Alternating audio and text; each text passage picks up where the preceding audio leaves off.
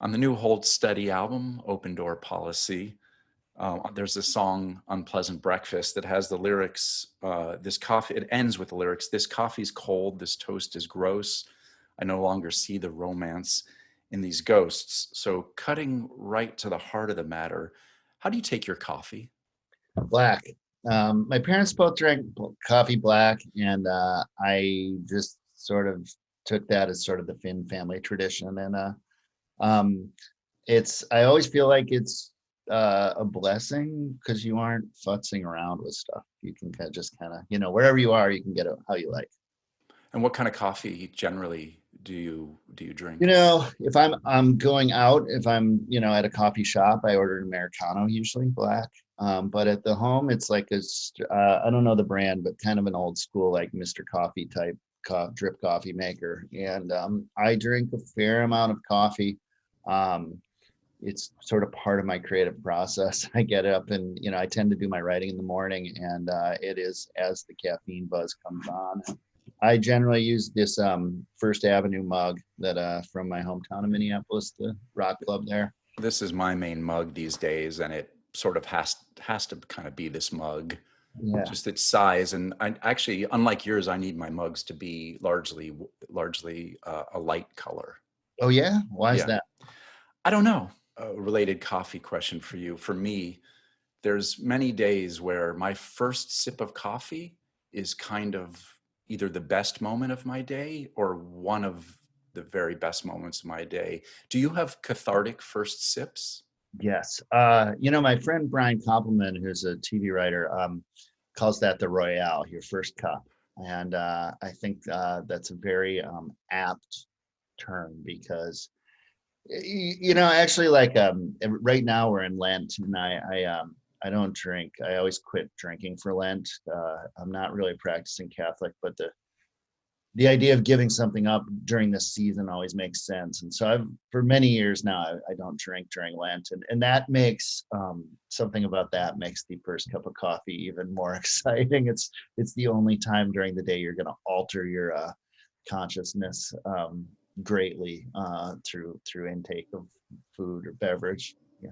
That the Royale is the greatest thing I've heard this week. And in fact, I think there's a chance I'm never going to forget that.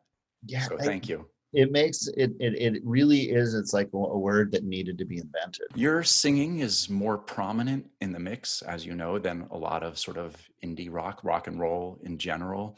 And I'm wondering during the songwriting process, do your songs, and I guess I'll speak specifically about the Hold Steady for this question, do the songs ever begin with the singing or the lyrics? With the Hold Steady things specifically, usually what happens is Tad, Steve, or Franz will give me a piece of music.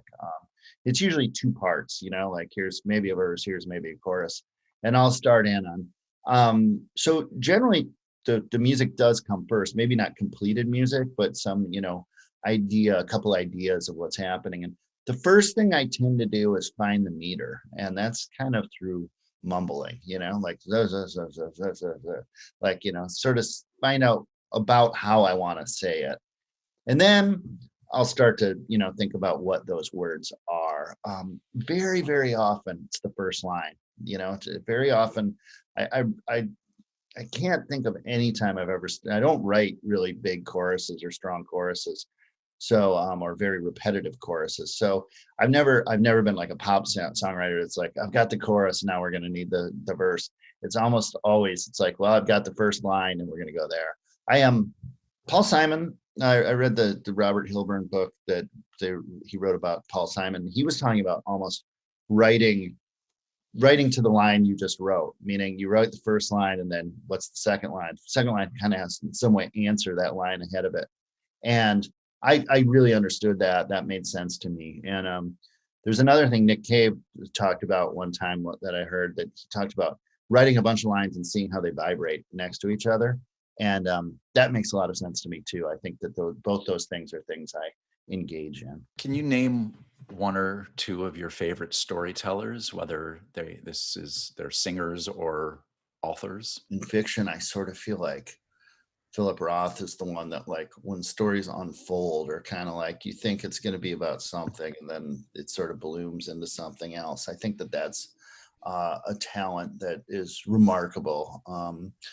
But when I think about storytellers in music, I mean, it's as simple like I mean, the obvious Springsteen is an obvious influence on the Hold Steady, and that is I love the way, and I think the way thing that attracted me to Bruce. I came up through punk and indie, so it wasn't like the first time I heard Springsteen, I loved him. I actually thought like it was kind of square for many years, and then in my early 20s, I sort of it made sense.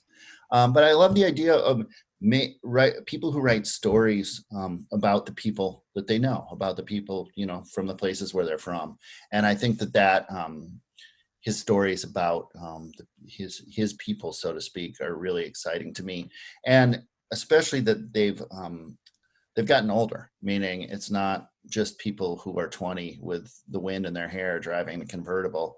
It's people in their 30s and 40s who are feeling stuck in their relationships, in their careers, in their sort of mental health. And I think that, in a very modern example, friends of mine also, that Patterson Hood and Mike Cooley from the Drive-By Truckers are exceptional at writing those kind of songs and those kind of stories about people who they know, from where they're from. In May 2008, my band Girls Against Boys played with the Whole Steady at the Old Tomorrow's Party Festival in Camber Sands Beach in the south of England. I remember talking to you. I remember being very drunk, talking to you on a balcony. I think it was like the balcony of the sort of dorm area where the bands were staying. But I don't really remember like hardly anything else. Do you remember anything else? I do remember one thing, and I was a Girls Against Boys super fan, so I was excited I mean, I met you guys before, but I was excited to sort of meet again. And I think I mean, I guess I remember talking to Scott and learning that he didn't live in the States anymore, and that was like, so I that's one fact. If and when this pandemic ever ends, what are you going to miss most about being quarantined? There's a thing about the pandemic that, say if I fail myself, maybe I don't get as much done in a day as I wished I would.